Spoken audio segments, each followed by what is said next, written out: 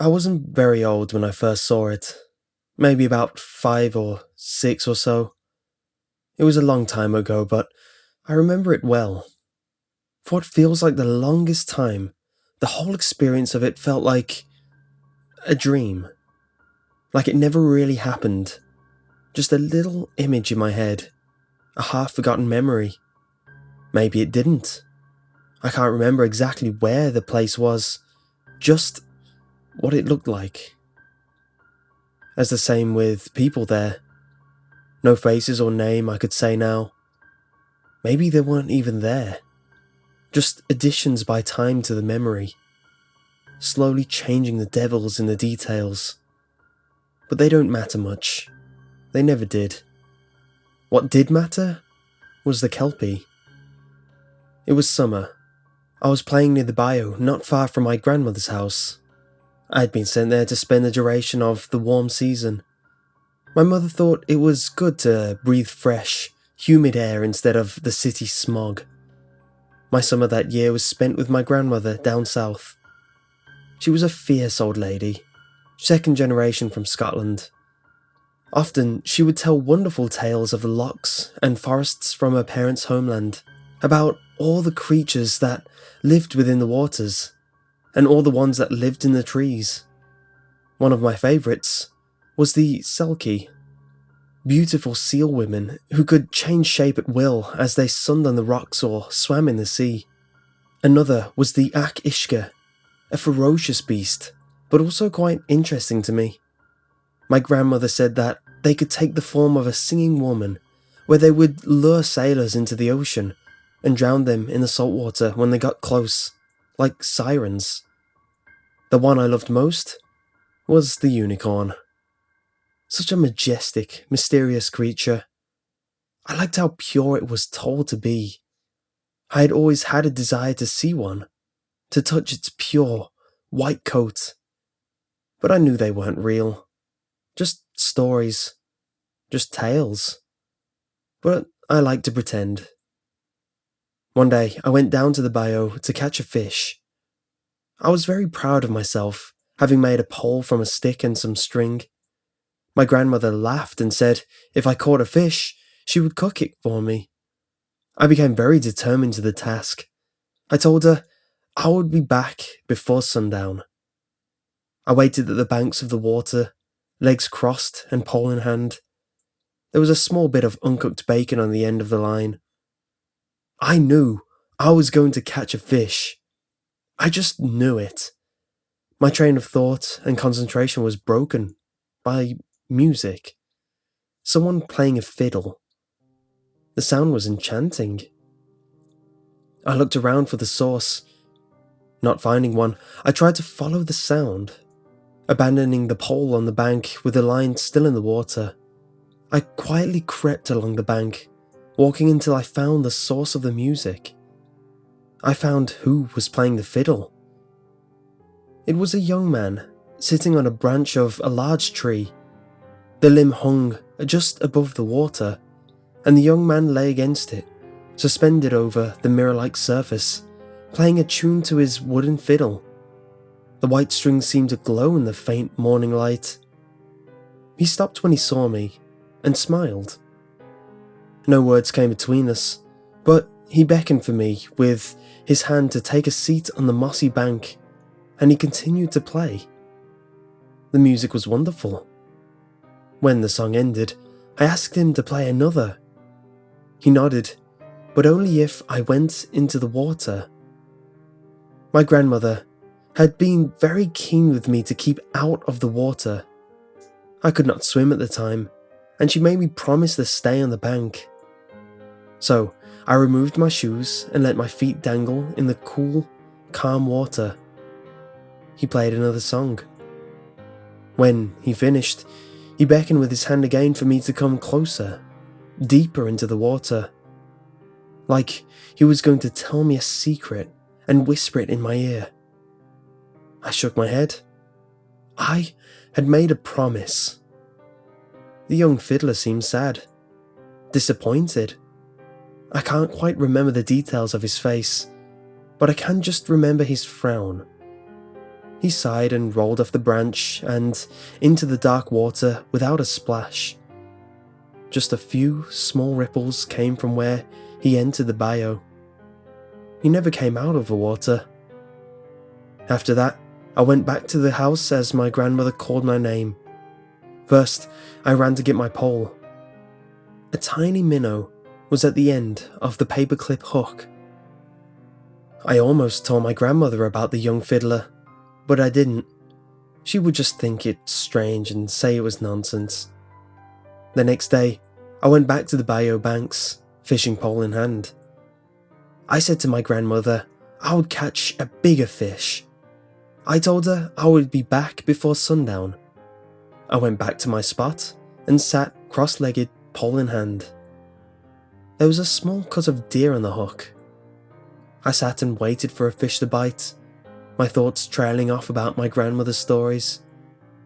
They were stopped by the sound of laughter. It was a girlish laughter, light and soft. I was curious. Usually the bayou was so lonely, just the call of faraway birds and the hum of cicadas. But the laughter broke through it, right into my head. I followed the sound, leaving my pole on the bank and the line in the water.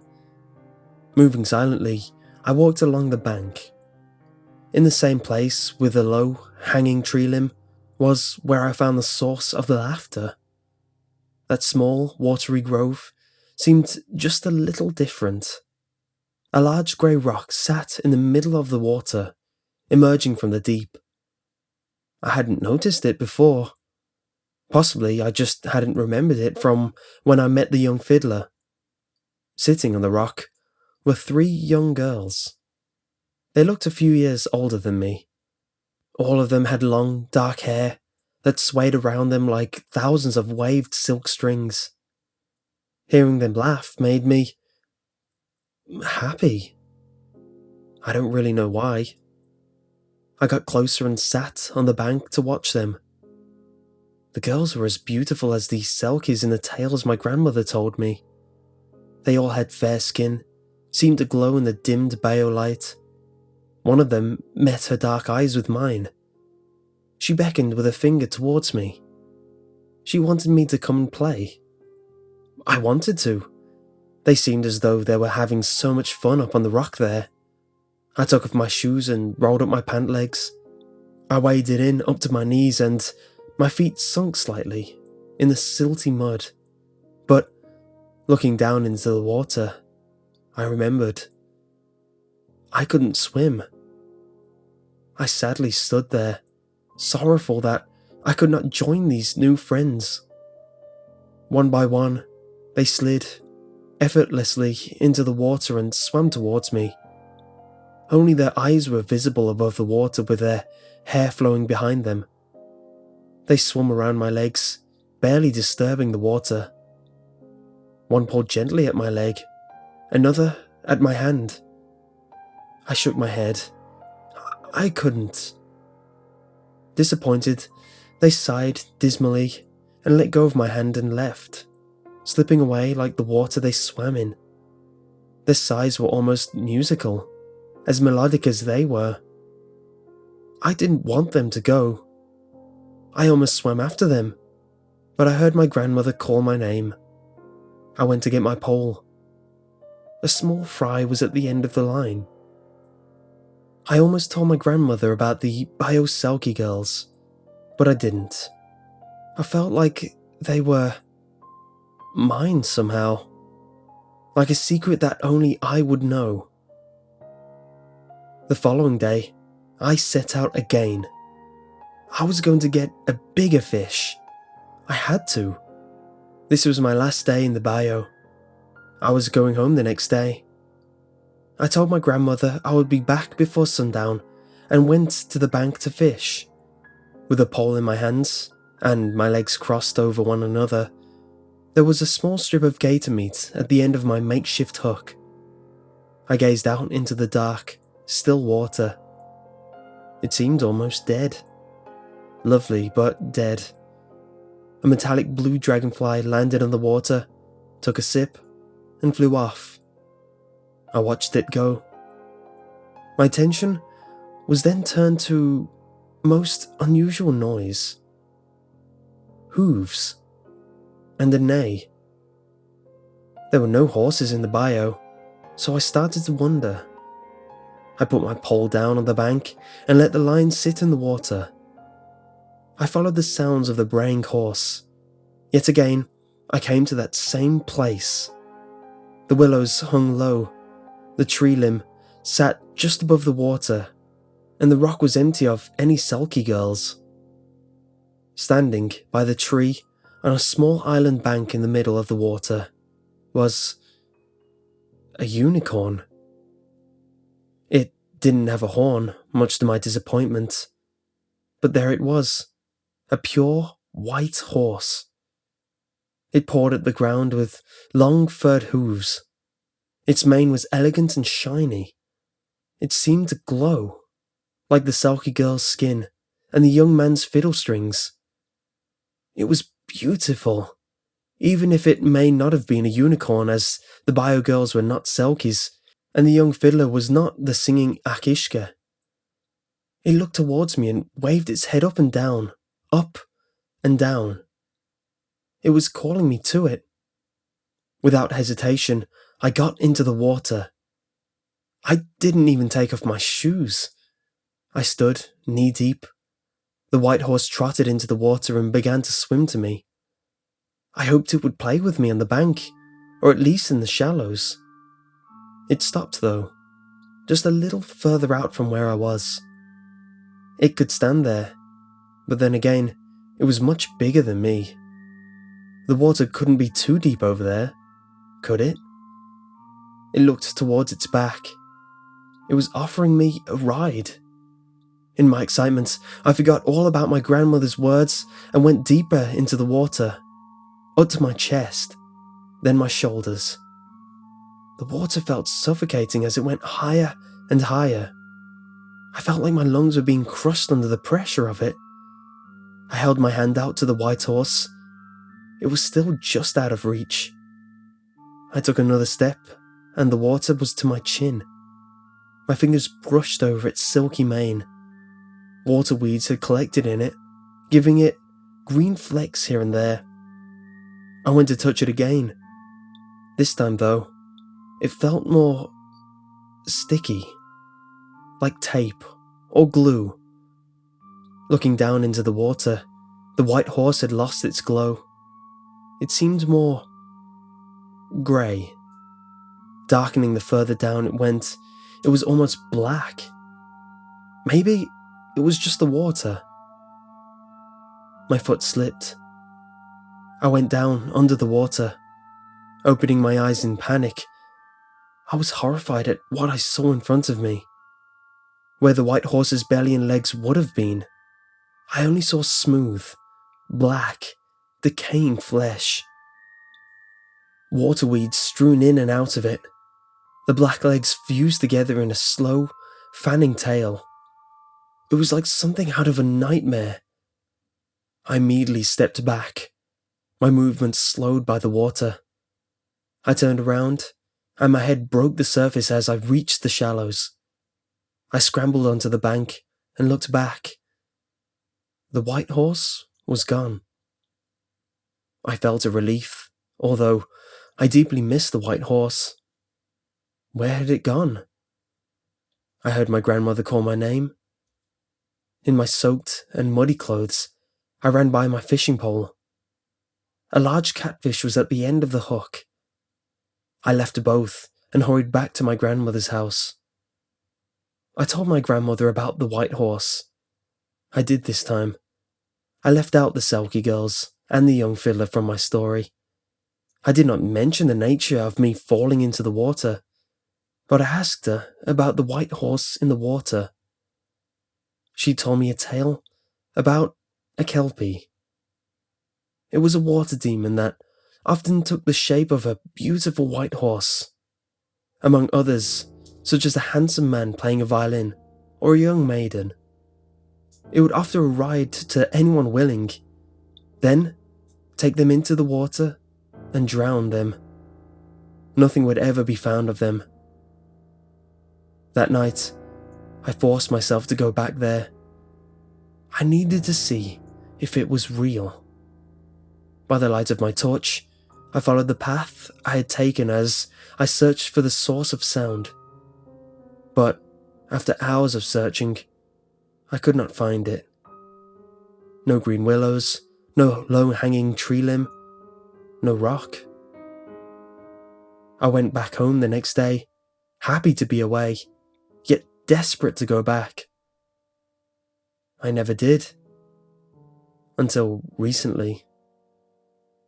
My grandmother had died about a month before. It had been years since I had seen her. In fact, she had visited only once since the time I spent a summer with her.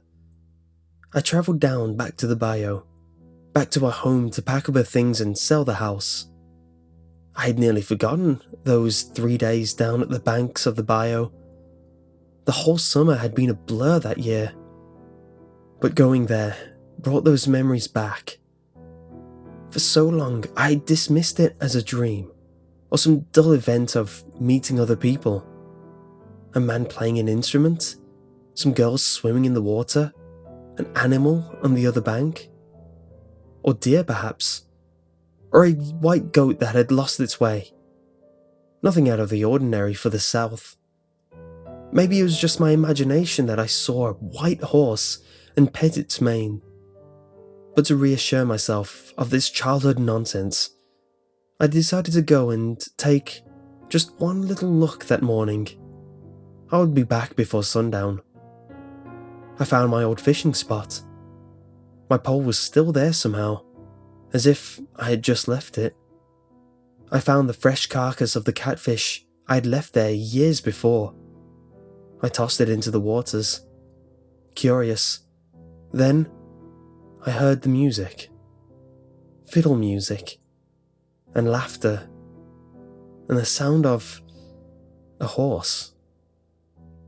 I followed it, and I found the same place. The place with the willows, and the low-hanging tree limb, and the rock, and the opposite bank with the tree. Once I got there, though, all the music and laughter was gone. The tree limb sat empty over the water, the rock isolated and alone. On the opposite bank was the white horse, the Kelpie. It shook its head and beckoned me over. Something seemed strange, not quite right, out of place. But against my better judgment, I took off my shoes and stepped into the water. Faintly, I could hear hissing and a quite screeching sound. It sounded like it was coming from the water. I ignored the sounds and went deeper in the bayou. Finally, it was getting too deep to stand. As I kicked off the bottom, my foot hit something sharp. I don't think it bled though, so I continued across the water without a thought. I couldn't shake the feeling that something was under me, swimming. Maybe even multiple somethings. I climbed onto the bank. As I got close, the Kelpie kneeled. It was offering me a ride. I remembered what my grandmother had said about these offered rides.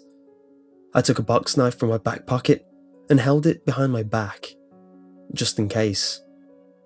Opening the blade, I stepped closer and hesitantly put a hand on the magnificent beast.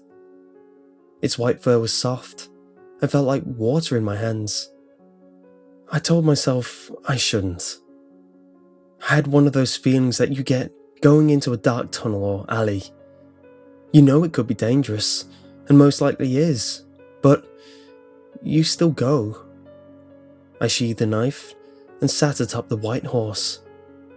It stood and pranced in a circle. I laughed. Oh, how I wish I had done this years ago. Looking up, I saw the young fiddler, laying on the low-hanging tree limb. He plucked his string and began to play. He had a handsome face, with shaggy blonde hair hidden underneath a hat. His clothes looked old, like he was from the Wild West. The 3 bayou selkie girls came out of the water and lay atop the rock, laughing and brushing out the water's weeds with their fingers. I noticed their faces this time. Soft, delicate features with shining dark eyes and smiling mouths. They all seemed so happy. I started to feel the same. A large grin was stuck on my face. Though, after a moment, that was replaced with a feeling of sickness, worriment. I had a deep ache in my stomach. I was scared. But of what? I tried to lift my hand from the white horse's neck. I wanted to get off. I wanted to swim to the other bank and run away from this place. My hand wouldn't move. I pulled at it with my free hand, but it was stuck, like it had been glued. I watched in horror as the white horse's coat began to grey before my eyes, becoming darker and darker. Finally, it became an oily black. Light shined off it in different colours. It turned its head towards me. No longer was this the beautiful creature I had seen across the bank. It was a monster. The Kelpie. Its eyes were blue and clouded, and I could see its jagged teeth through a decaying mouth. A long, greenish-black tongue lapped out of its jaws. The Kelpie's skin started to become a sticky, black goo, engulfing my hand and surrounding my legs. I called for help from the young fiddler and the selkie girls. It was like they didn't notice me shouting at them. When they did finally look at me, I realised that they too were not as they seemed. No longer were the selkie girls beautiful and long. Their skins were green and rotting. One of them was missing an eye. They gazed lazily at me with tilted heads, as if they were frowning at me with disappointment from their retracted lips and bare teeth. Had my fateful decision to ride the Kelpie. The young fiddler, his clothes torn and half of his face peeled away, plucked a few sad notes before his skin began to bubble and turn black. The selkie girls did the same. Slowly, they all dissolved, bone and flesh, into the same black goo of which the selkie was made of. Gradually, they dripped into the water and dissipated like ink, becoming underwater smoke. As soon as they were gone, the Kelpie leapt into the water with me on its back. As it dove deeper, I tried to pull away. The melting black Kelpie skin was slowly crawling up my legs and chest. I was running out of air. I snatched the box cutter from my pocket and cut at the Kelpie's decaying flesh. It screeched and looked at me with its dead eyes. I saw my own reflection in them. It was angry. It was in pain. It looked ready to bite. I slashed at it again, and it bit at me, just inches from my face. I had freed my legs. As I tried to cut away the black flesh around my arm and hand, the Kelpie jerked and changed direction, causing the box cutter to dig into my arm. Silently screaming, I watched in horror as the last of my air escaped towards the surface. I cut at it again, and I was free. At a small glimpse, I noticed I was at the bottom. There were bones down there, human ones. In that short look, I counted at least 4 skulls. The Kelpie screamed and swam off into the dark water as I pulled myself to the surface. I gasped and coughed as my face was touched by the warm and humid bayou air. I looked around. Nothing was moving. Dead silent. I noticed a small ripple a few meters away. It got closer and closer. Then it disappeared. Only a second passed before I felt something grab my ankle and yank me back under the water. I was being dragged back down. The Kelpie seemed insistent that I never make it back to the banks. I opened my eyes to see myself face to face with the Kelpie. Its black mane flowed around it. Below me, the selkie girls were grasping at my ankles. I jabbed the knife forward into the Kelpie's eye. It screamed again, such an inhuman noise that made my ears feel as though they were about to bleed. I no longer felt the hands grasping my legs. The grip around my ankle was gone. The Kelpie, screaming, swam away, the box cutter still in its eye. I swam back to the water surface. Quickly, paddling my way back to the bank, I hoped that the Kelpie would not come after me for revenge. As I reached the silty shallows, I slowly walked forward, holding my freely bleeding arm. Blood dripped into the water from my fingertips. I crawled up onto the mossy bank and lay on my back for a moment, catching my breath. I sat up and tore away the water weeds that was wrapped around me on my way to the bottom of the bayou. My legs were covered in mud up to my knees, blackening at the end of my rolled up jeans. I looked around. It was nearly night somehow. The sun was gone, and the first few stars had begun to shine in the darkening sky. The quiet and beautiful lagoon had changed in appearance, just like creatures that inhabited it. The rock was mossy, crumbling, cracked. The low-hanging tree limb sat broken and sticking up out of the water. All the willows were dead, their leaves decaying upon the ground in clumps. The rest of the trees looked sickly as well. Nothing here was healthy or alive. I backed further away from the water. My hand touched something smooth. Looking behind me, I saw the remnants of a polished fiddle. It looked broken, untouched for years. Further away, I saw the remnants of 3 colourful beach towels. They were just threads now. The skeletons of fish were around every discarded item. Looking closer in the weeds, I noticed more. Dozens of things, left behind those who rode the Kelpie. I never went back to the bayou. As I sold my grandmother's house to a happily family from upstate New York and handed them the keys, I warned them not to get too close to the waters. There might be gators. As I got in my car and started to drive away, I watched as a little boy tugged at his mother's sleeve, saying, "I'm going to the bayou just to have a look. I'll be back before sundown." I drove away, my heart giving an empty ache for the mother of that little boy. Yes, I told myself, he'll be back before sundown.